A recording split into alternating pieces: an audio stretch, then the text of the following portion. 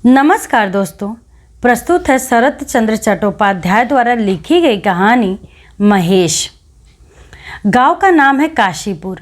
छोटा सा गांव और जमींदार उससे भी छोटा, फिर भी उसका दबदबा ऐसा कि कोई चूं तक नहीं कर सकता। छोटे लड़के की सालगिरह थी। सालगिरह के बाद तर्करत्न महाशय दोपहर के वक्त घर लौट रहे थे। बैसाख खत्म होने को है, पर आकाश में कहीं बादल की छाया तक नहीं। पानी न बरसने के कारण आकाश से मानो आग बरस रही है। सामने फैला मैदान कड़ी धूप से सूखकर फटने लगा है। उन लाखों दरारों में से धरती की छाती का खून मानो धुआं बनकर उड़ा जा रहा है। अग्निशिखा से उसकी लहराती हुई ऊर्ध्वगति की तरह देखने से सिर चकराने लगता है, जैसे नशा हो गया हो। उस मैदान के किनारे गफूर जुलाहे का घर है। उसकी मिट्टी की दीवार गिर गई है और आंगन सड़क से आ मिला है। मानो अंतःपुर की लज्जा और आबरू पथिकों की करुणा के आगे आत्मसमर्पण करके निश्चिंत हो गई हो। सड़क के किनारे पेड़ की छाया में खड़े होकर तर्करत्न ने पुकारा, ओरे ओ गफूर, घर में है क्या? उसकी 10 साल की लड़की ने दरवाजे के पास आकर कहा, क्यों, बापू को तो बुखार आ गया है। बुखार? बुला हरामजादे को, पाखंडी म्लेच्छ कहीं का। शोर सुनकर गफूर मियाँ बुखार में कांपता हुआ बाहर आ खड़ा हुआ। फूटी दीवार से सटा हुआ एक पुराना बबूल का पेड़ है, उसी की डाल से एक बैल बंधा हुआ था। तर्करत्न ने उसकी तरफ इशारा करके कहा, यह क्या हो रहा है? यह हिंदुओं का गांव है, जमींदार ब्राह्मण है, सो भी कुछ होश है? उनका चेहरा गुस्से और धूप से सुर्ख हो रहा था, लिहाजा उस मुंह से गर्म और तीखी बात ही निकलेगी। मगर कारण न समझ सकने से गफूर सिर्फ मुंह की तरफ देखता रहा। तर्करत्न ने कहा, सवेरे जाते वक्त देखता गया था बंधा है, और दोपहर को लौटते वक्त देख रहा हूँ कि ज्यों का त्यों बंधा हुआ है। गोहत्या होने पर मालिक तुझे जिंदा गाड़ देंगे। वे ऐसे वैसे ब्राह्मण नहीं हैं। क्या करूँ पंडित जी महाराज, बड़ी मुश्किल में पड़ गया हूँ। कई दिन से बुखार में पड़ा हूँ। पगहा पकड़ कर थोड़ा बहुत चरा लाता तो सो होता नहीं, चक्कर खाकर गिर पड़ता हूँ। तो खोल दे, आप ही चराएगा। कहाँ छोड़ाऊँ पंडित जी? लोगों के धान अभी सब झाड़े नहीं गए हैं, खलिहान में पड़े हुए हैं। पुआल भी अभी तक ज्यों का त्यों पड़ा है, और मैदान तो सब सूख गया है। कहीं भी मुट्ठी भर घास नहीं है। किसी के धान में मुंह मार दे, किसी का पुआल तहस नहस कर डाले, कोई ठीक नहीं। छोड़ूँ तो कैसे छोड़ूँ महाराज? तर्करत्न ने जरा गर्म होकर कहा, नहीं छोड़ता तो कहीं छां में बांध कर 2 आटी पुआल ही डाल दे, चबाया करेगा तब तक। तेरी लड़की ने भात नहीं रांधा, माड़ पानी एक गमला दे दे, पी लेगा। गफूर ने कुछ जवाब नहीं दिया। निरुपाय की भांति तर्करत्न का मुंह ताकता रहा। उसके मुंह से एक गहरी सांस निकल पड़ी। तर्करत्न ने कहा, सो भी नहीं है क्या? पुआल कहाँ गया?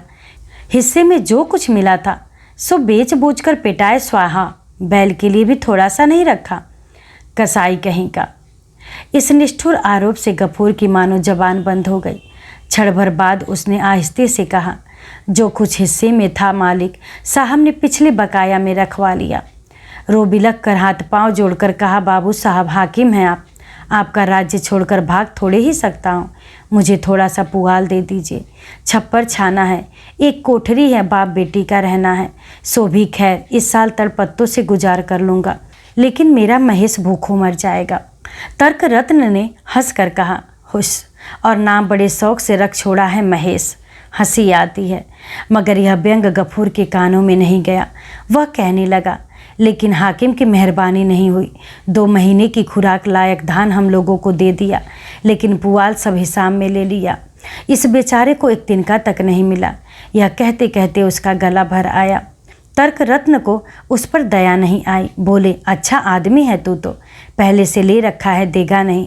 जमींदार क्या तुझे अपने घर से खिलाएगा?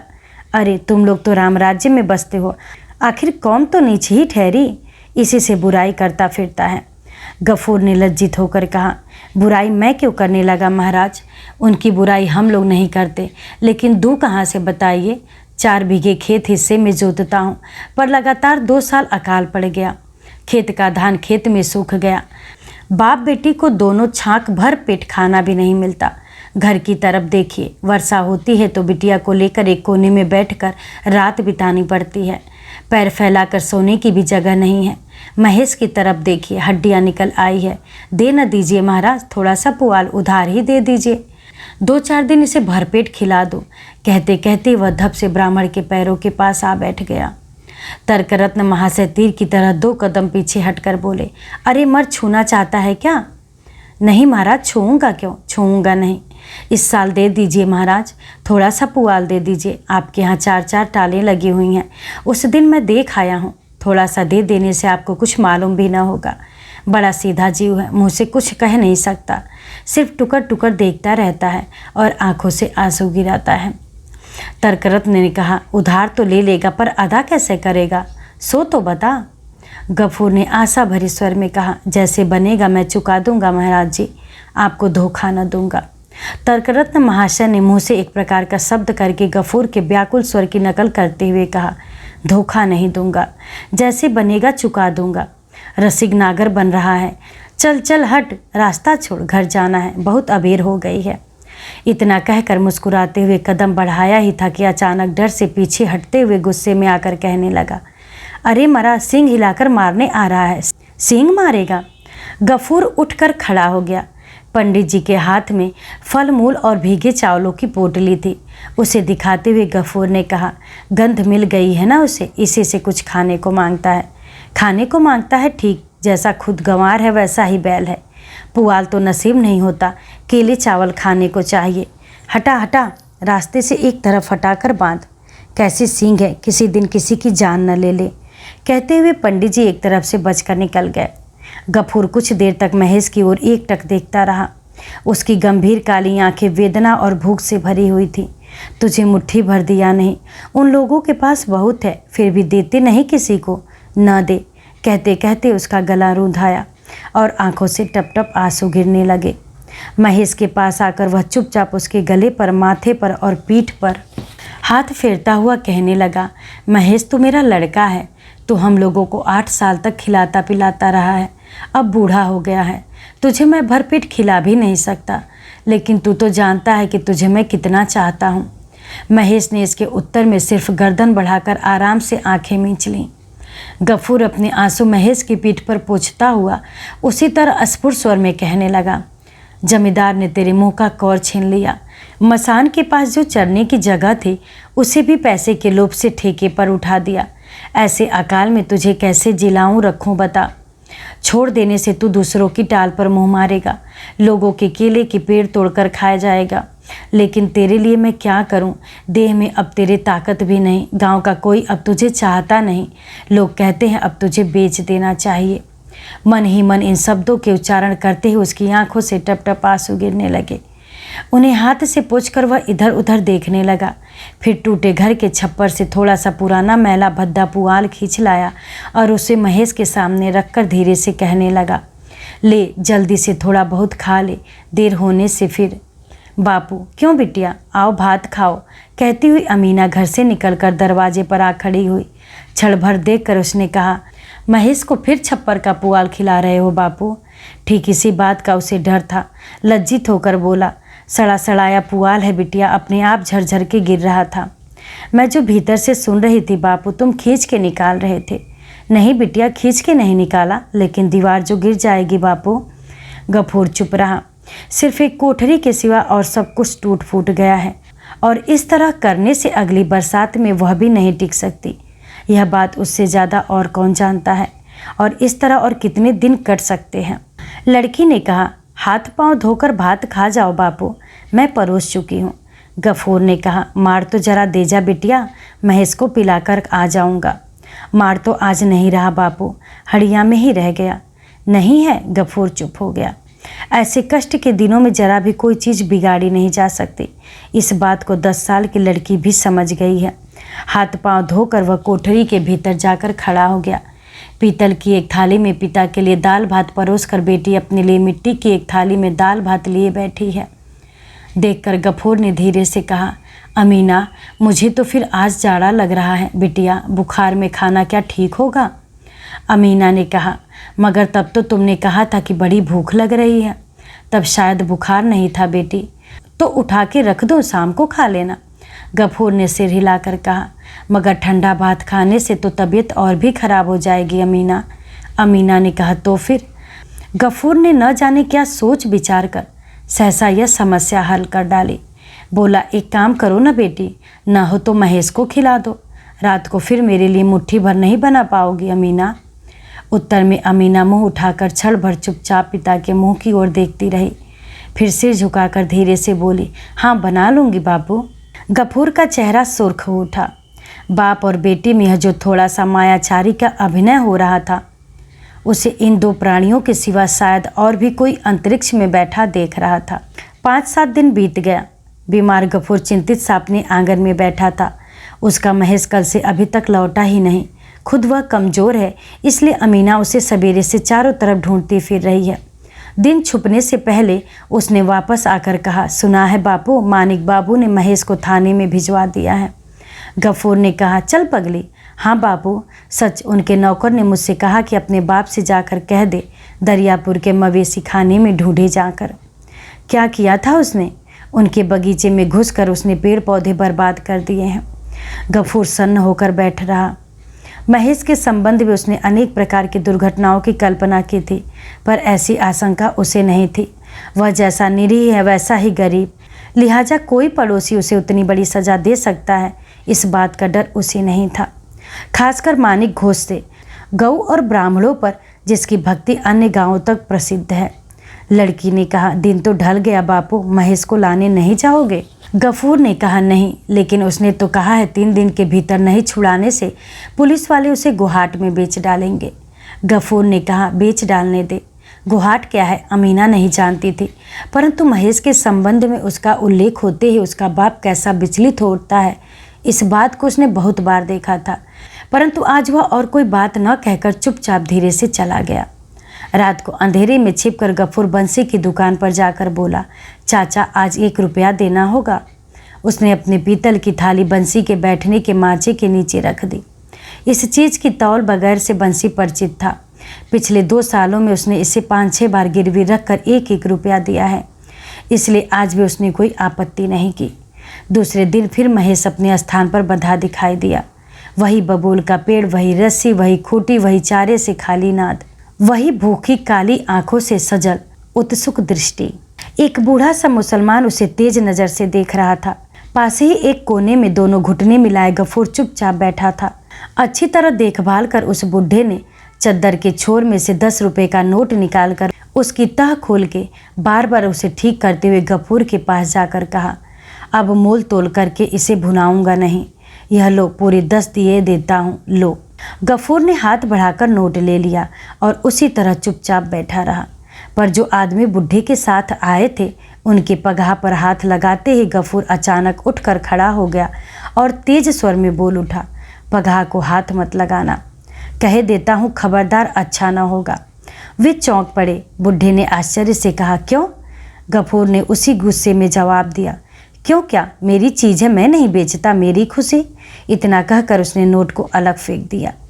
उन लोगों ने कहा, कल रास्ते में बयाना जो ले आए थे, यह लो अपना बयाना वापस ले लो, कहकर उसने अंटी में से 2 रुपए निकालकर इससे झन्न से पटक दिया। एक झगड़ा उठ खड़ा होगा, यह सोचकर बूढ़े ने हंसकर कहा, दबाव डालकर और 2 रुपया ज़्यादा लेना चाहते हो, यही ना, दे दो जी, जलपान के लिए उसकी लड़की के हाथ पर धर दो, 2 रुपये बस। नहीं, मगर इससे ज़्यादा कोई एक अधेला भी नहीं देगा, मालूम है। गफूर ने जोर से सिर हिलाकर कहा, नहीं। बुढ़े ने नाराज होकर कहा, तो क्या चमड़े की ही तो कीमत मिलेगी, नहीं तो माल इसमें क्या है। तौबा तौबा, गफूर के मुंह से एक अचानक भद्दी कड़वी बात निकल गई और दूसरे ही क्षण वो अपनी कोठरी में जाकर चिल्ला चिल्ला के धमकी देने लगा कि अगर वे जल्दी से गांव के बाहर नहीं चले गए तो जमींदार के आदमियों को बुलवा कर जूते मार कर निकलवा दूंगा। शोरगुल सुनकर लोग इकट्ठे हो गए, मगर इतने में जमींदार के यहाँ से उसका बुलावा आ गया। बात मालिक साहब तक पहुँच गई थी। कचहरी में उस समय भले बुरे सभी तरह के आदमी बैठे थे। शिवशंकर बाबू ने आंखें तरेर कर कहा, गफूर तुझे क्या सजा दी जाए, कुछ समझ में नहीं आता, किसकी जमींदारी में रहता है जानता है?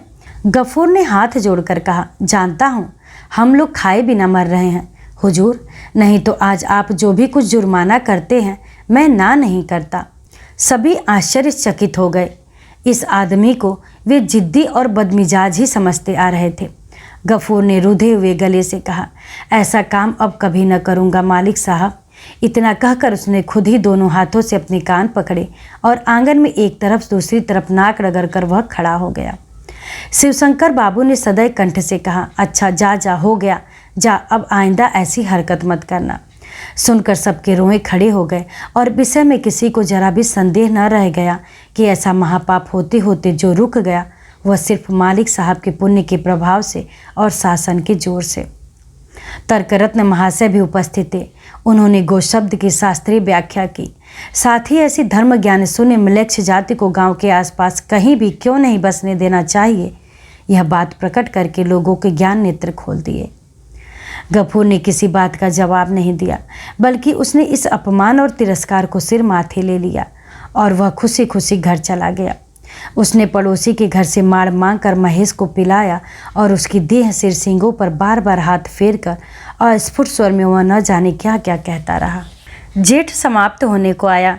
रुद्र की जो मूर्ति एक दिन बैसाख के अंत में दिखाई दी थी वह कितनी भीषण और कितनी कठोर हो सकती है, इस बात का अनुभव आज के आकाश की तरफ बगैर देखे नहीं हो सकता। कहीं भी करुणा का आभास तक नहीं। कभी इस रूप का लेस मात्र भी बदल सकता है और किसी दिन यह आकाश बदलियों से घिरकर सजल दिखाई दे सकता है। इस बात की आज कल्पना करते भी डर लगता है। आकाश से जो आग लगातार झर रही है उसका अंत नहीं, समाप्ति नहीं, सबको अंत तक बिना जलाए वह नहीं रुकने की। ऐसे में एक दिन ठीक दोपहर के वक्त गफूर घर लौटा। दूसरे दरवाजे पर मजदूरी करने की उस वक्त की आदत नहीं और अभी बुखार से छुटकारा पाए भी 4-5 दिन ही हुए हैं। शरीर कमज़ोर है, थका हुआ, फिर भी आज वह काम की तलाश में निकला था, मगर ऐसी तेज धूप में चलने के सिवा और कुछ उसके हाथ नहीं लगा। भूख, प्यास और थकान के मारे उसे आंखों के आगे अंधेरा छा रहा था। आंगन में खड़े होकर उसने आवाज़ दी, अमीना, भात तैयार हो गया री। लड़की कोठरी में से आहिस्ते से निकलकर चुपचाप खूंटी के सहारे खड़ी हो गई। जवाब न पाकर गफूर चिल्लाकर बोला, हुआ भात? क्या कहा? नहीं हुआ? क्यों नहीं हुआ भात? बता। चावल नहीं है बापू। चावल नहीं है? सवेरे क्यों नहीं बताया था मुझे? रात को कहा तो था। गफूर ने मुंह बनाकर उसके स्वर की नकल करते हुए कहा, रात को कहा तो था। रात को कहने से किसी को याद रहती है? कर्कश कंठ से उसका क्रोध दुना बढ़ गया। वह चेहरे को विकृत करके कहने लगा, चावल रहेगा कहाँ से? रोगी बाप खाए चाहे न खाए, धिंगड़ी लड़की को 4-4, 5-5 बार लीलने के लिए चाहिए। आज से चावल मैं ताले में बंद करके रखूँगा। ला, एक लोटा पानी दे, मारे प्यास के छाती फटी जाती है। कह दे पानी भी नहीं है।